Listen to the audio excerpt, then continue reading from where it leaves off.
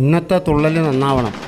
ശക്തിയുള്ള ഭഗവതിയാ, വിളിച്ചാ വിളിപ്പുറത്താ എൻ്റെ വെള്ളൂപ്പാടത്തമ്മ.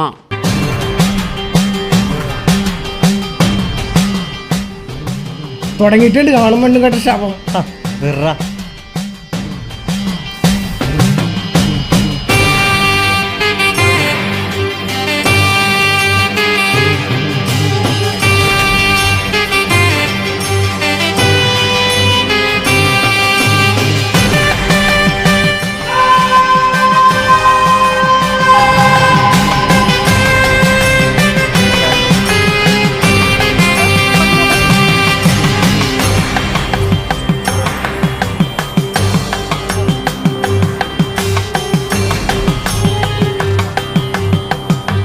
ചെല്ലി നിങ്ങളല്ലേ നിങ്ങൾ ഞാനൊരു കൂത്ത് ഒരു ദിവസം കിട്ടും എനിക്ക് അവനെ.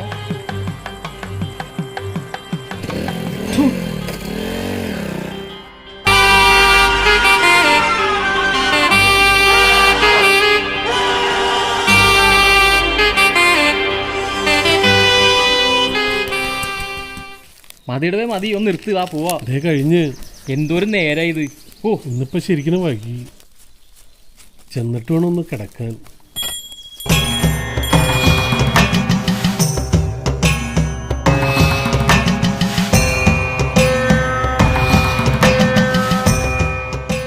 ഇതന്നെയാണ് കൂടോത്രം. തനിക്കൊരു കാര്യം അറിയാവോ? ഇതൊരു ശവപ്പറമ്പായിരുന്നു. എൻ്റെ അപ്പൻ അപ്പന്മാരായിട്ട് പറഞ്ഞിട്ടുണ്ട് കേസൊക്കെ. ഇവൻ്റെ അപ്പൻ അപ്പന്മാരായിട്ട് കൈമാറി വരുന്ന ഒരു കൂടോത്ര വിദ്യയാണിത്.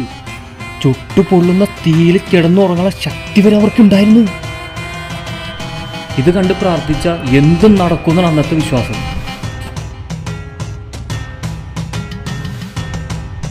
നമ്മുടെ മനസ്സിലുള്ള കാര്യം വരെ അവർ ഇങ്ങോട്ട് പറയുമായിരുന്നു. ഇതൊക്കെ കൂടോത്രം അല്ലാണ്ട് പിന്നെന്താ? ഇപ്പോഴെല്ലാം ആരും ചെല്ലാണ്ടിരിക്കണത്. അവിടെ ഒരു തള്ളിയുണ്ട്. ഞാൻ ഇതുവരെയായിട്ട് കണ്ടിട്ടൊന്നുമില്ലല്ലോ ഇതിനൊന്നും. ഇതൊക്കെ വെറും അന്ധവിശ്വാസം ഉണ്ടാ. ഒരു ദിവസം അവൻ വീടിനകത്തുനിന്ന് പറയണ ഞാൻ കേട്ട്. ശേഷം ഷർട്ട് ഇട്ട് നെറ്റിയിൽ ഭസ്മം തൊട്ട് അവൻ വീടിൻ്റെ പുറത്തേക്ക് ഇറങ്ങി പോകണമെന്ന് ഞാൻ കണ്ടു. അമ്മ വീട്ടിലുണ്ടെങ്കിൽ അവൻ ആ വാതിൽ പൂട്ടിയത് എന്തിനാ? നിനക്ക് വേറെ പണിയൊന്നുമില്ലേ? ഇതൊക്കെ അന്ധവിശ്വാസമാണെന്നേ. അന്ധവിശ്വാസമായിട്ടാണ് നീ കഴിഞ്ഞ ദിവസം അമ്പലത്തിൽ പോയി കയ്യും കൂട്ടി കണ്ണും നിറഞ്ഞു. നിനക്ക് എന്തി? നീ ഇങ്ങോട്ട് വന്നേ. ഒരു അന്ധവിശ്വാസി.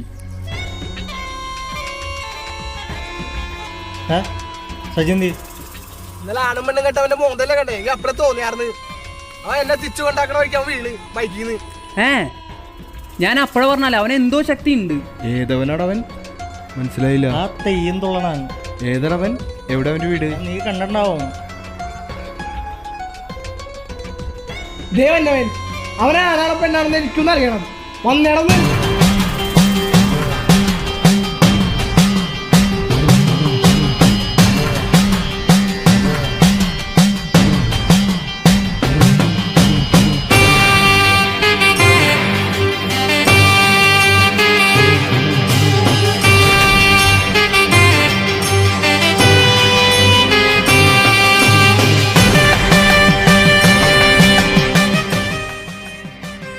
ഇവൻ്റെ ഒരു സംശയം, നീ ആണാണോ പെണ്ണാണോ എന്ന്. അപ്പൊ നീ ഒന്നും തുള്ളണ്ട കേട്ടാ. വേണ്ടടാ, നിങ്ങൾ മാറി വിട് വിട് അമ്മേ. വിട് അമ്മേ. വേണ്ട മൈൻഡ് പോലെ ദേവി ആണും പെണ്ണും കേട്ടാണ്.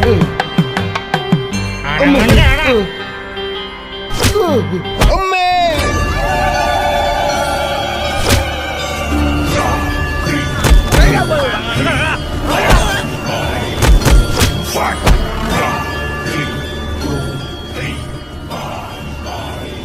ഇപ്പഴേക്ക് സമാനായത്. വാടാ.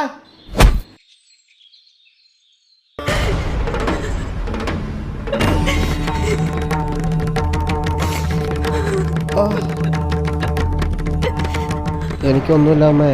അത് നീ പറയേണ്ടതിന്റെ ആവശ്യകതയില്ല. സത്യം എന്താണെന്ന് നമുക്ക് നന്നായി അറിയാം.